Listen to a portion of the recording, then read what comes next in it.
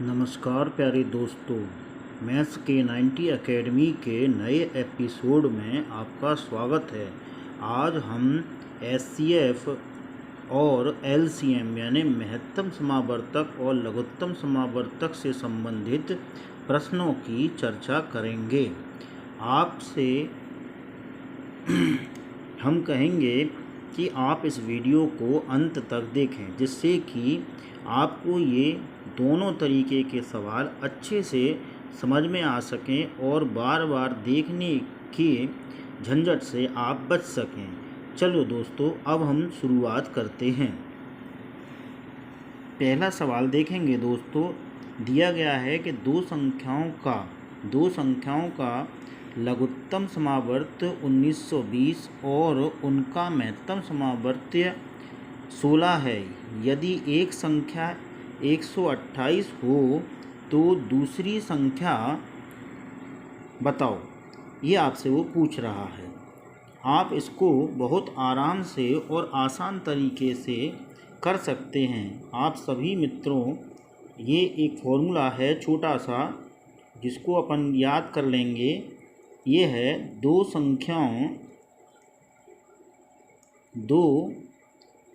संख्याओं का गुणनफल। दो संख्याओं का गुणनफल बराबर महत्तम समावर्त्य गुणा लघुत्तम समावर्त्य ये होता है। बहुत ही आसान है। दो संख्याओं का गुणनफल बराबर महत्तम समावर्त्य गुणा लघुत्तम समावर्त्य, ये हमारा एक सूत्र होता है। आप देखेंगे कि इसमें एक संख्या हमको कितनी दी है, 128 दी है। तो ये तो 128 हमारी संख्या हो गई, गुणा हमने दूसरी संख्या x मान ली। और उसके बाद महत्तम जो है हमारा कितना है, महत्तम हमारे पास 16 दिया हुआ है दोस्तों। 16 आपका महत्तम है और गुणा कर रहे हैं हम लघुत्तम के लिए। तो ये हमारे पास लघुत्तम जो आ रहा है वो आ रहा है हमारे पास 1920। अब आप देखेंगे दोस्तों कि 16 के पहाड़े में जो 128 है मिलने की उम्मीद बन रही है। तो 16 एकम 16 और 16 अट्ठे 128 होते हैं। आप देखेंगे 80 और 48 128 होते हैं। 16 अट्ठे 128, तो 16 एकम 16 और ये आ गया 16 अट्ठे 128 आपके सामने आ गए। अब आप देखेंगे कि इस 8 से ये संख्या भी कटने की संभावना है, क्योंकि आप देखेंगे 8 एकम 8, 8 का नियम है कि अंत की तीन संख्या यदि 8 से कटती है तो संख्या 8 से कट जाए। देखें 8 एकम 8 12, 8 एकम 8 4 बटे और 8 पंजे 40। मतलब यदि तीन संख्या पीछे से तीन संख्या यदि 8 से कटती हैं तो पूरी संख्या 8 से कट जाएगी। ये विभाज्यता का नियम है 8 का।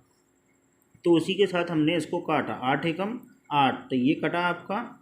यहाँ पर आप देखेंगे कि 8 एकम 8, 8 दूनी 16, 3 बच रहे हैं तो ये 32 हुए, 8 चौके 32 और ये शून्य हो गए। तो मतलब ये हुआ कि अब आपके पास जो x का मान है, मतलब जो दूसरी संख्या है वो कितनी आ गई दोस्तों। आपके पास जो दूसरी संख्या है वो x बराबर 240 आ जाती है। आप समझ रहे होंगे दोस्तों कितने आसान और सरल तरीके से हमने इस संख्या को ढूंढ लिया जो आपके सामने है, और आप इसको बड़े आराम से टिक लगा सकते हैं जो भी आंसर आता है।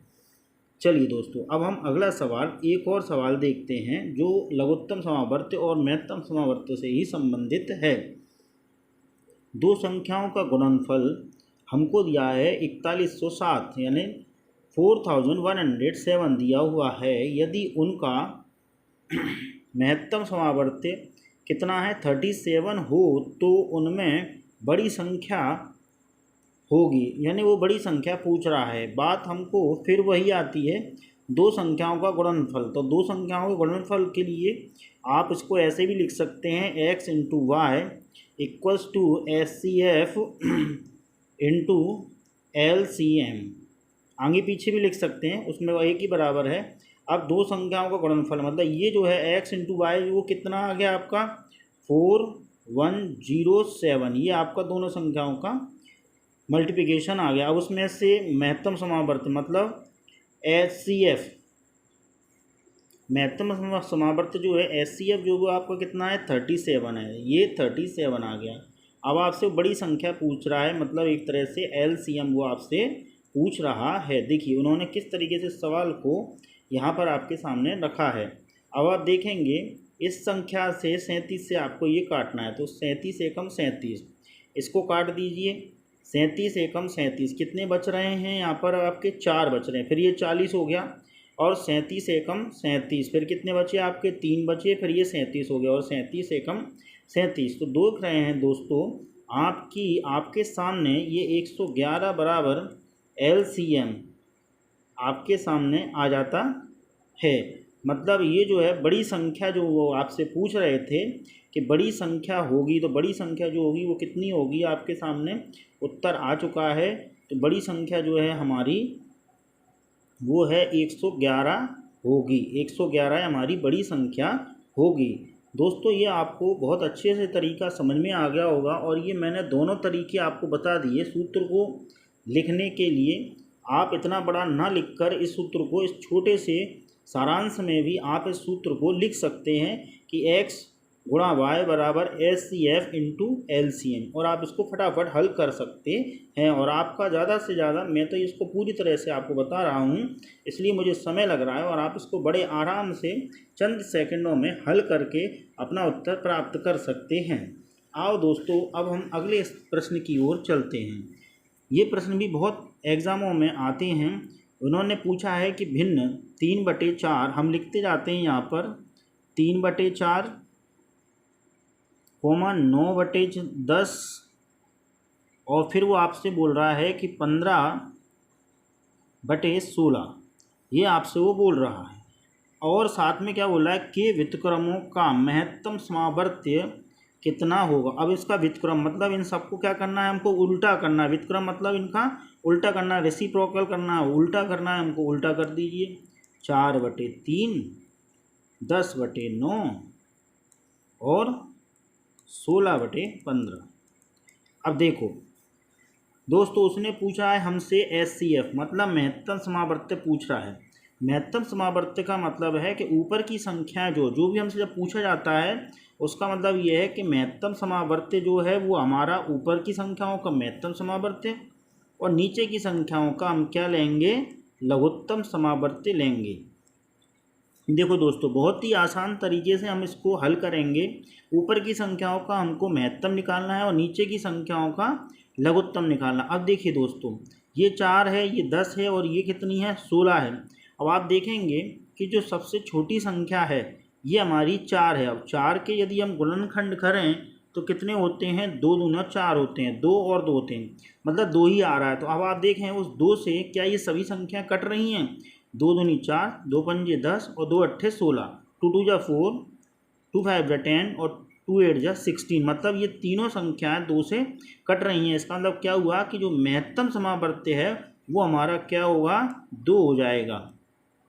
समझ रहे दोस्तों, आपने क्या करना है, जो सबसे छोटी संख्या है इसका फैक्टर कर लेने हैं। आप देखेंगे यदि फैक्टर करेंगे तो जो फैक्टर्स, अगर वो दोनों ही फैक्टर्स में से कोई फैक्टर तो उस संख्या को काटेगा, जो काटेगा वही उसका क्या होगा, महत्तम समावर्त्य हो जाएगा। अब देखिए दोस्तों हम क्या निकालेंगे, लघुत्तम समावर्त्य निकालेंगे।